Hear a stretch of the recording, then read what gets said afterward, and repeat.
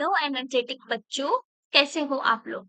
मैं हूँ सानिया और आप सबका स्वागत है इस amazing learning platform nursing Gurukul पे। आज हम फिजिक्स का मॉडल पेपर 8 सॉल्व करने वाले हैं। आप सोच रहे होंगे बाकी के मॉडल पेपर कहाँ गए। देखो बच्चों, हमने 1 से 5 मॉडल पेपर सॉल्व किए हैं जो हमारे चैनल पे अवेलेबल है, आप वहां पे जाके देख सकते हो। वो ना इजी टू इंटरमीडिएट लेवल के थे, लेकिन आज हम हार्ड लेवल का मॉडल पेपर सॉल्व करने वाले हैं। अगर आपको बाकी के मॉडल पेपर चाहिए तो टेस्ट सीरीज या कोर्स में मिल जाएगा। ये जो हमारा कोर्स है, जो टारगेट गुरुकुल ऐप पे लॉन्च किया है हमने, जिसकी प्राइस 149 ओनली है, जो BSc nursing and paramedical entrance exam के लिए बहुत ही ज्यादा इम्पोर्टेंट है, जिसमें test series, model papers, WhatsApp group के थ्रू और हम सारी इंफॉर्मेशन देंगे एंड प्रीवियस ईयर्स पेपर्स भी प्रोवाइड करेंगे। तो इस कोर्स को ज्वाइन करके इसका फायदा जरूर उठाए। और बच्चों, पिछले साल जिन भी बच्चों ने हमारा कोर्स को लिया था उनका सिलेक्शन भी हो गया है और उनको उनकी पसंदीदा मेडिकल कॉलेज भी मिल गई है। तो बच्चों, अब आपकी बारी है। अगर आप भी इस फ्रेम में आना चाहते हैं तो आप भी इस कोर्स को ज्वाइन करें और इस कोर्स का फायदा जरूर उठाएं। और बच्चों चलो, अब हम स्टार्ट करते हैं मॉडल पेपर 8, जो हार्ड लेवल का है। इसीलिए इस वीडियो को एंड तक जरूर देखें। और अगर आपको इसकी पीडीएफ चाहिए तो हमारा व्हाट्सएप एंड टेलीग्राम ग्रुप जरूर ज्वाइन करें। व्हाट्सएप एंड टेलीग्राम ग्रुप की लिंक आपको डिस्क्रिप्शन बॉक्स में मिल जाएगी। और अगर आप इस कोर्स ज्वाइन करने में दिक्कत हो रही है तो how to join the course करके एक लिंक देके रखी है डिस्क्रिप्शन में, उसको क्लिक करके वीडियो देख लें। तो बच्चों चलो, अब हमारा मॉडल पेपर 8 स्टार्ट करते हैं। बच्चों, हमारा फर्स्ट क्वेश्चन है, which of the following quantity has a different dimension than the other. ऐसा यहाँ पे पूछा गया है। तो देखो, वर्क का डायमेंशन क्या होता है, डायमेंशन जूल। एनर्जी का भी क्या होता है, जूल। टॉर्क, टॉर्क का फॉर्मूला क्या होता है, टॉर्क आर क्रॉस एफ होता है। क्या होता है, आर क्रॉस एफ। और वर्क भी क्या होता है, फोर्स इंटू डिस्प्लेसमेंट। इसका डायमेंशन क्या है, मीटर। इसका डायमेंशन क्या है, न्यूटन। इसका भी न्यूटन इंटू मीटर। इसका डायमेंशन यही हुआ, मतलब टॉर्क का एंड एनर्जी वर्क का डायमेंशन सेम है। तो यहाँ पे एक फोर्स है जिसका डायमेंशन न्यूटन है, जो अलग हो रहा है इसमें से, इसीलिए इसका आंसर आएगा फोर्स। बच्चों, हमारा नेक्स्ट क्वेश्चन है, if the momentum of the particle is increased by 100%। देखो बेटा, ऐसे क्वेश्चन में क्या करना है, इंक्रीज्ड बाय 100%। परसेंट को निकालने के लिए 100 से डिवाइड करेंगे, तो 100 को जब हम 100 से डिवाइड करेंगे तो 1 आएगा। Increased by 100%। तो देखो, पहले मोमेंटम p था, अब नया मोमेंटम को हम p डैश डिनोट करेंगे। पहले मोमेंटम p था, उसमें इंक्रीज क्या हुआ, इस 1p जितना इंक्रीज हुआ। यहाँ पे अगर 50% दिया होता तो 50 को डिवाइड बाय 100 करते तो 0.5 इंटू पी करेंगे हम। तो यहाँ पे हमारा आंसर 1 आया था, तो 1 इंटू पी मतलब इंक्रीज होके अब 2p जितना गया। तो हमारी काइनेटिक एनर्जी कितनी इंक्रीज हुई है वो बताना है। तो काइनेटिक एनर्जी के और मोमेंटम का रिलेशन क्या होता है, पी स्क्वायर बाय 2m। ये काइनेटिक एनर्जी एंड मोमेंटम का रिलेशन होता है। ये पहले वाली थी, अब नई क्या हो जाएगी, K dash is equal to P dash square by 2m। P dash की जगह पे अगर हम 2p रखेंगे तो 2p का स्क्वायर मतलब 4p स्क्वायर बाय 2m हो जाएगी। p स्क्वायर बाय 2m क्या है हमारा, k। तो 4k हो जाएगी, पहले k थी 4k हो गई। चेंज कितना हुआ, कितनी बड़ी, 3k जितनी बड़ी। फाइनल माइनस इनिशियल करेंगे तो ये हमारी 3k जितनी इंक्रीज हुई वो हमें पता चला। अब इसको परसेंट में कन्वर्ट करने के लिए 100 से multiply upon initial moment kinetic energy, तो इसको परसेंट में कन्वर्ट करेंगे, डेल्टा के अपॉन के इंटू 100, तो हमारा आंसर आ जाएगा 300%। इसीलिए यहाँ पे आंसर आएगा 300%। A satellite is orbiting close to Earth surface. The time period of revolution is। अब देखो बेटा, इस क्वेश्चन में हम फॉर्मूला लगा के भी कर सकते हैं, और हमारा फॉर्मूला है t is equal to 2 pi under root radius का क्यूब अपॉन GME। यहाँ पे अर्थ है तो अर्थ मास भी अर्थ का आएगा एंड रेडियस भी अर्थ की आएगा। क्लोज टू अर्थ सरफेस है, इसीलिए रेडियस अर्थ सरफेस के इक्वल रख सकते। इसमें सारी वैल्यूज पुट करोगे तो हमारा टाइम पीरियड अप्रोक्सीमेटली 90 मिनट्स का आएगा। कितना आएगा? 90 मिनट। इसीलिए यहाँ पे आंसर आएगा 90 मिनट।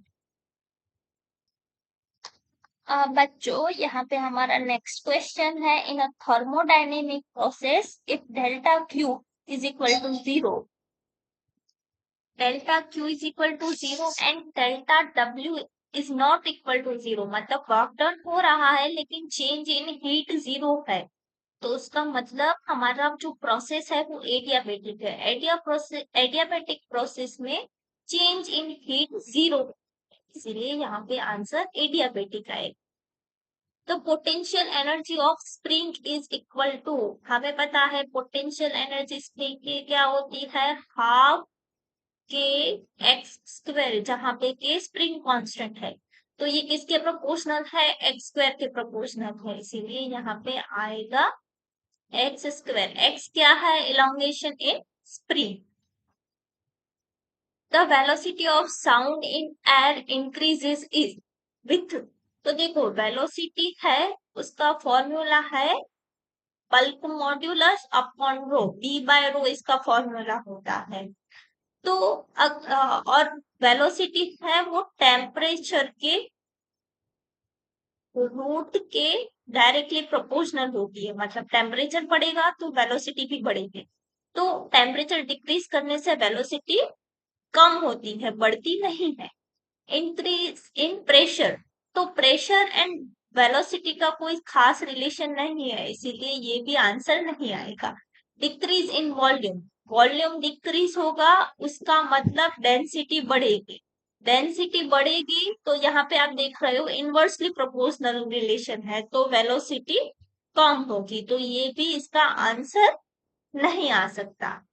इंक्रीज इन ह्यूमिडिटी, तो जब भी ह्यूमिडिटी इंक्रीज होती है तो जो डेंसिटी है वो कम होती है, डेंसिटी कम होगी तो वेलोसिटी बढ़ेगी, और हमें इंक्रीज ही बताना है, इसीलिए यहाँ पे आंसर आएगा बी, इंक्रीज इन ह्यूमिडिटी।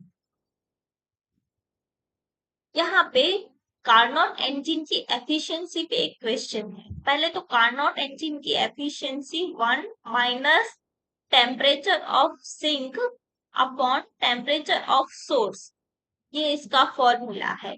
अब टेम्परेचर ऑफ सिंक पता है और एफिशिएंसी पता है, परसेंट को हमें नंबर में कन्वर्ट करना है तो 100 से डिवाइड कर दो, तो क्या हो जाएगा? 0.6। अब सारे फॉर्मूला हमें पता है, सारा वैल्यूज पुट कर दो, फॉर्मूला पता है वैल्यूज पता है तो पुट कर दो।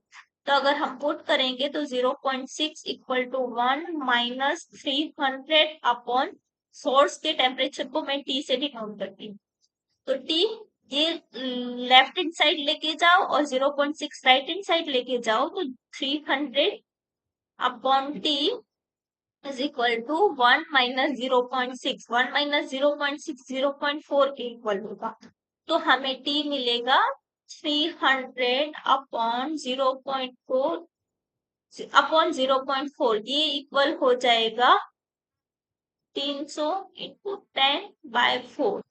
इसको अगर हम कट करेंगे तो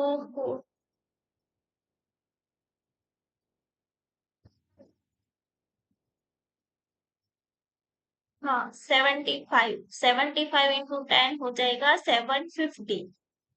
ये केल्विन में, क्योंकि ऐसा यूनिट केल्विन होता है तो यहाँ पे आंसर केल्विन में आएगा। तो यहाँ पे हमारा ऑप्शन सी सही होगा। बच्चों हमारा हमें इलेक्ट्रिक फील्ड का यूनिट पूछा गया है। देखो यूनिट एंड डायमेंशन वाला चैप्टर बहुत ही ज्यादा इम्पोर्टेंट है। इससे पहले भी हमने एक डायमेंशन का क्वेश्चन किया, अब ये यूनिट वाला क्वेश्चन। इलेक्ट्रिक फील्ड का यूनिट क्या है? इलेक्ट्रिक फील्ड क्या होता है?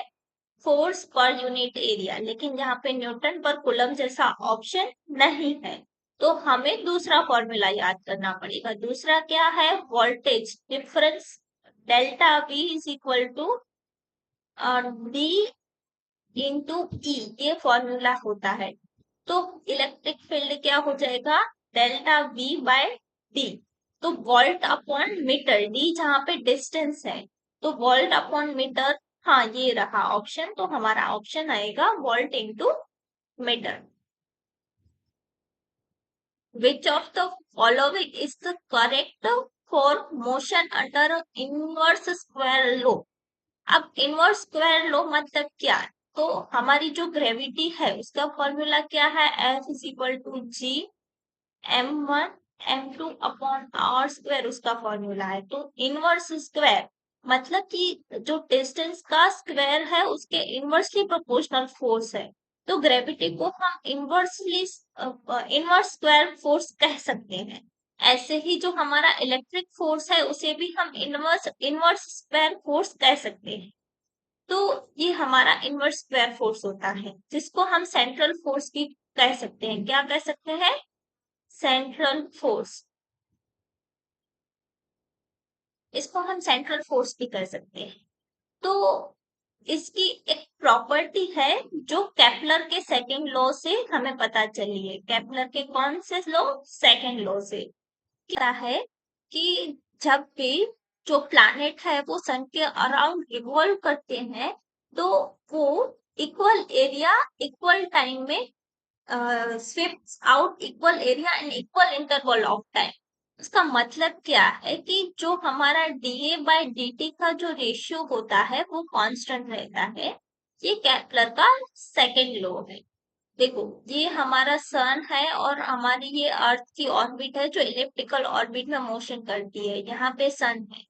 तो आप यहाँ पे देखोगे कि अगर हम टाइम इंटरवल सेम लेंगे, तो जो प्लैनेट एरिया कवर करता है वो एरिया भी सेम होगा। यहाँ पे स्पीड बढ़ जाएगी जबकि यहाँ पे स्पीड कम होगी, क्योंकि वो इक्वल एरिया कवर करेगा। ठीक है, तो ये हमारा केपलर का सेकंड लॉ। तो equal area swept is proportional to time. तो DA by D T constant होता है, तो DA is proportional to D T. ये डी टी यहाँ जाएगा तो D is proportional to D T, D T यहाँ जाएगा तो न्यूमरेटर में जाएगा, तो D is proportional to D T आ जाएगा। हमारा नेक्स्ट क्वेश्चन है, two wires of same material and length but different radii are stretched with the same force. तो उसका रेशियो ऑफ इलोंगेशन क्या होगा? रेशियो ऑफ इलोंगेशन, तो ये हमारा यंग मॉड्यूलस से सॉल्व होगा। यंग मॉड्यूलस क्या होता है? Stress by strain. स्ट्रेस क्या होगा? F बाय A, और स्ट्रेन क्या होगा? Delta L by L। हमें इलोंगेशन फाइंड करना है, तो हम डेल्टा L फाइंड करना है। तो डेल्टा L इसके इक्वल हो जाएगा, डेल्टा L इक्वल होगा F upon F into L upon Y young modulus into A area. यहाँ पे क्या है? टू सेम मटेरियल है, तो सेम मटेरियल के लिए यंग मॉड्यूलस सेम होगा। लेंथ भी सेम है, तो लेंथ भी सेम रहेगा दोनों के लिए। फोर्स भी सेम है, सेम फोर्स, तो फोर्स भी सेम रहेगा। तो यहाँ पे आप देखोगे कि delta L is inversely proportional to area.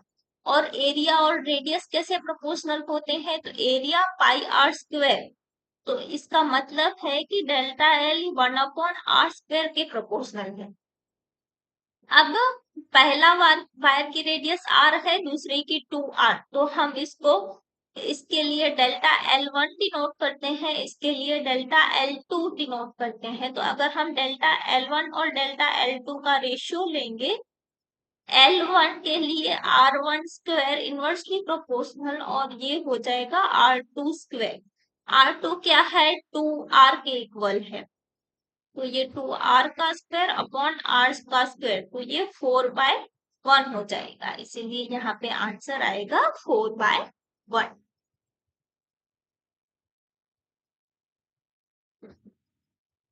हमारा नेक्स्ट क्वेश्चन है Young's double slit experiment fringe width is proportional to. Fringe width जिसको हम बीटा से डिनोट करते हैं वो इक्वल होती है lambda capital D by small D. Capital D slit और स्क्रीन के बीच का डिस्टेंस है और डी दोनों स्लिट्स के बीच का डिस्टेंस होता है, तो ये रहा ऑप्शन सी। आंसर आएगा ऑप्शन नंबर सी। अब बेटा ये जो नेक्स्ट क्वेश्चन है उसमें दो कॉन्सेप्ट यूज होंगे। क्या है, concave mirror forms the image of twice the length of the object.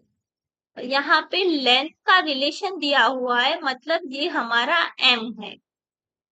m यानी मैग्निफिकेशन कितना है, twice the size of the object, तो m यहाँ पे 2 हो जाएगा। If the object is placed 10 centimetre in front of the mirror, यहाँ पे कॉनकेव मिरर है तो कॉनकेव मिरर ऐसा हो जाएगा, कितना 10 centimetre in front of the mirror. तो अगर हम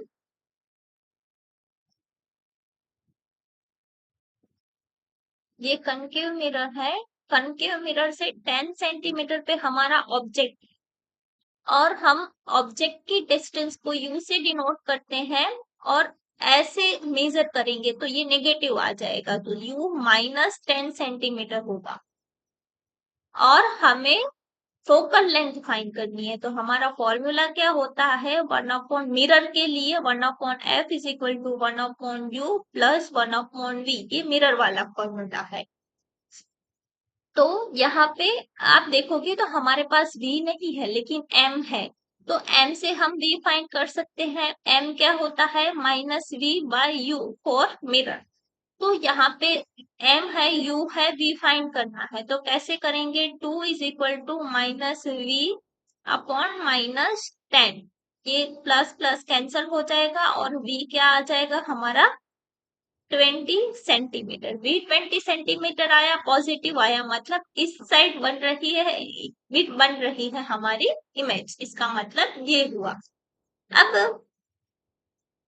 ये हो गया। अब हम इसमें सारे फॉर्मूला की वैल्यूज पुट डाउन कर देंगे, a -10 और ये हो जाएगा +20।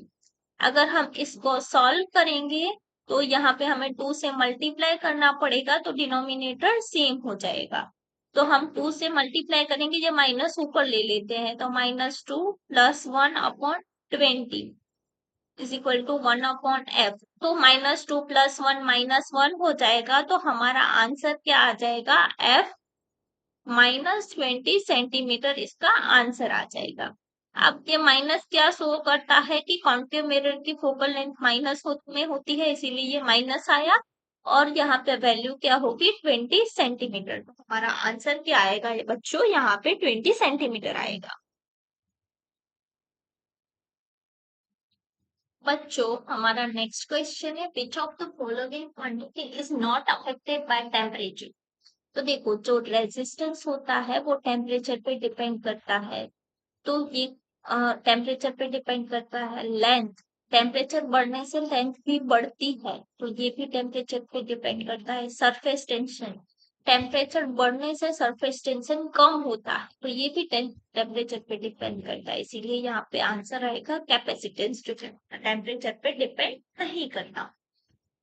Lenz law is in accordance with, तो लेंस लॉ किसके अकॉर्डेंस है, कंजर्वेशन ऑफ एनर्जी के, इसीलिए यहाँ पे आंसर आएगा कंजर्वेशन ऑफ एनर्जी, जो बताता है कि इंड्यूस्ड ईएमएफ होगा वो जो फ्लक्स के चेंज के ऑपोजिट डायरेक्शन में होगा, क्योंकि एनर्जी कंजर्व होती है। हमारा क्वेश्चन नंबर 15 है, magnetic moment of current carrying loop. Magnetic moment of current carrying loop N I A, यहाँ पे एक ही लूप है तो एन की जगह 1 रख सकते हैं, और तो ये आई ए के इक्वल होगी। मतलब current flowing through the loop and area दोनों के प्रोपोर्शनल में होती है, तो प्रोपोर्शनल टू एरिया ये सही है। इंडिपेंडेंट ऑफ करंट ये गलत है। करंट के इंडिपेंडेंट नहीं होती, करंट के तो डायरेक्टली प्रोपोर्शनल होती है। इनवर्सली प्रोपोर्शनल टू रेडियस, अब एरिया के डायरेक्टली प्रोपोर्शनल है तो रेडियस के भी स्क्वायर के डायरेक्टली प्रोपोर्शनल होगी। इनवर्सली प्रोपोर्शनल का तो सवाल ही नहीं उठता। और नन ऑफ द अबोव, तो इसका भी सवाल नहीं उठता क्योंकि एक तो सही है, इसीलिए यहाँ पे आंसर आएगा ए। Question number 16 है, when a wave passes from one medium to another, which of the following remains constant?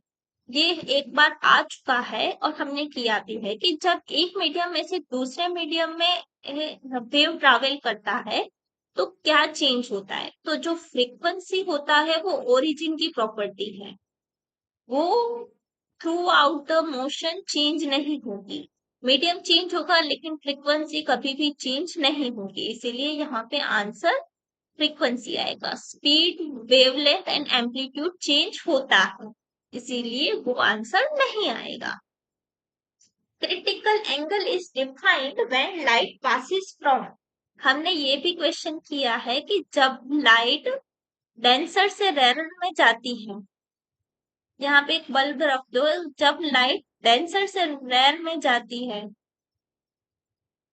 तो एक पॉइंट ऐसा आता है कि वो परपेंडिकुलरली रिफ्लेक्ट होती है, वो परपेंडिकुलरली रिफ्लेक्ट होती है, तब क्रिटिकल एंगल मिलता है, तो ये डेंसर टू रेयर मीडियम आएगा। हाँ, तो सिंपल लैंग्वेज में क्रिटिकल एंगल उसे कहेंगे जब रिफ्रैक्टिव एंगल 90 डिग्री हो। तो ये कब होगा, जब डेंसर टू रेयर मीडियम में लाइट पास होगी, तब की बात हो रही है। ऐसा यूनिट ऑफ ल्यूमिनस इंटेंसिटी, ये वाला क्वेश्चन वापस यूनिट का आया, और ल्यूमिनस इंटेंसिटी का यूनिट होता है कैंडेला, इसीलिए यहाँ पे आंसर आएगा कैंडेला।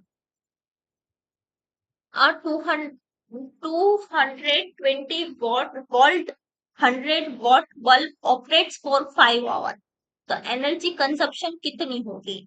ये हमारी पावर है, पावर कितनी है 100 वॉट।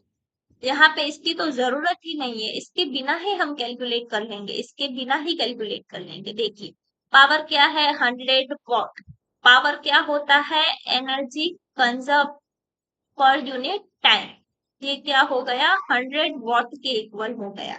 कितने घंटे के लिए ऑपरेट करना है, 5 घंटे के लिए, तो टी की जगह 5 कर दो तो एनर्जी मिल जाएगी, तो 100 × 5 वॉट आवर, तो ये हो जाएगा 500 वॉट आवर। यहाँ पे सारे यूनिट किलो वॉट आवर में दिया है, तो इसको किलो में कन्वर्ट करने के लिए 1000 से डिवाइड कर दो, तो 0.5 आ जाएगा, 0.5 kilowatt hour. Question number 20 है हमारा, Bohr's quantization condition relates the angular momentum to. तो बोहर की क्वांटाइजेशन कंडीशन थी कि एंगुलर मोमेंटम क्या होगा, h/2 पाई के इंटीग्रल मल्टीपल के इक्वल होगा, तो nh/2 पाई के इक्वल होगा, तो यहाँ पे आंसर आएगा सी। In photoelectric effect, a stopping potential depends on, अब स्टॉपिंग पोटेंशियल होता है वो सिर्फ फ्रीक्वेंसी पे डिपेंड करता है, ना कि इंटेंसिटी पे। फोटो इलेक्ट्रिक इफेक्ट यही है कि स्टॉपिंग पोटेंशियल है वो फ्रीक्वेंसी पर डिपेंड करता है, इंटेंसिटी पे नहीं करता। वर्क फंक्शन है वो भी फ्रीक्वेंसी पे डिपेंड करता है, इंटेंसिटी पे नहीं करता। लेकिन करंट, अमाउंट ऑफ करंट है वो इंटेंसिटी पे डिपेंड करता है, तो यहाँ पे स्टॉपिंग पोटेंशियल पूछा गया है जो फ्रीक्वेंसी पे डिपेंड करता है। The half-life of a radioactive substance is 10 days. Tau कितना है? टाउ हाफ कितना दिया हुआ है? 10 days दिया हुआ है. In how many days will 1/16 of the substance remains? देखो, एक हाफ लाइफ गुजरेगी, एक हाफ लाइफ गुजरेगी, तो वो ओरिजिनल का 2 गुना हो जाएगा. दूसरी हाफ लाइफ गुजरेगी,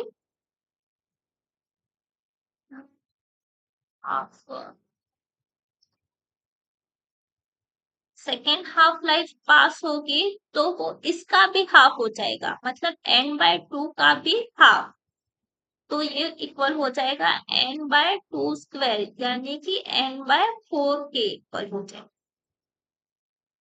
अगर तीसरी हाफ लाइफ गुजरी, तो n/4 का भी हाफ हो जाएगा. तो ये किसके हाफ इक्वल हो जाएगा n/8 के. फोर्थ हाफ लाइफ गुजरेगी, तो n/8 का भी हाफ हो जाएगा. तो ये हो जाएगा n/16 के इक्वल.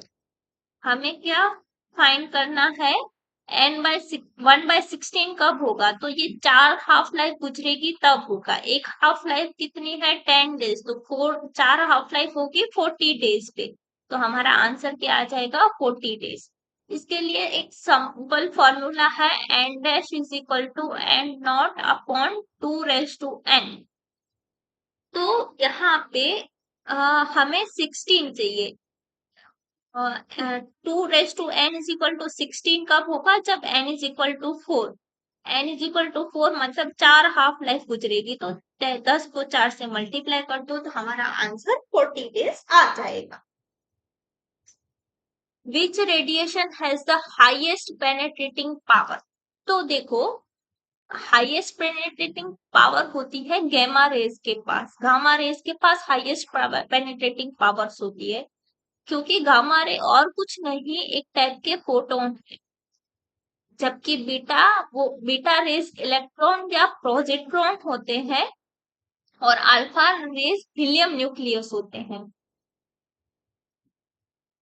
इन सबका मास ज्यादा है गामा रेज के कंपेयर में, इसीलिए गामा रेज ज्यादा पेनिट्रेट करेंगे. एक्सरे क्यों नहीं करेंगे? क्योंकि एक्सरे भी वन टाइप के फोटोन है, लेकिन एक्सरे के पास एनर्जी कम होगी और गामा रे के पास एनर्जी ज्यादा होगी, इसीलिए गामा रेज ज्यादा पेनिट्रेट करेंगे. क्वेश्चन नंबर 24 है, which of the following is not a vector quantity? Vector quantity कौन सी नहीं है? Momentum m into v. Momentum m into v तो वेक्टर क्वांटिटी है. फोर्स क्या होता है? m इंटू ए भी वेक्टर क्वांटिटी है, तो फोर्स भी वेक्टर क्वांटिटी होगी.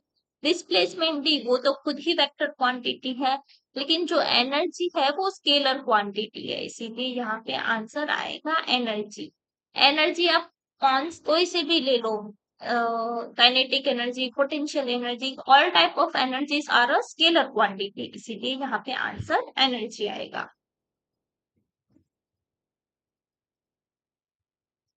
A liquid drops in a spherical shape because of surface tension. Surface tension की वजह से सरफेस पे जो मॉलिक्यूल्स होते हैं उनको इनवर्ट अंदर के डायरेक्शन में फोर्स लगेगा, और इसकी वजह से उसका शेप स्फेरिकल होता है. तो यहाँ पे आंसर आएगा बी. तो बच्चों, यहाँ पे हमारा हार्ड वाला मॉडल पेपर 8 खत्म होता है. आई होप आप सबको समझ में अच्छे से आ गया होगा. अब हम मिलते हैं कोई नए मॉडल पेपर या कोई टॉपिक के क्वेश्चंस के साथ. तब तक बने रहें हमारे साथ. Have a nice day.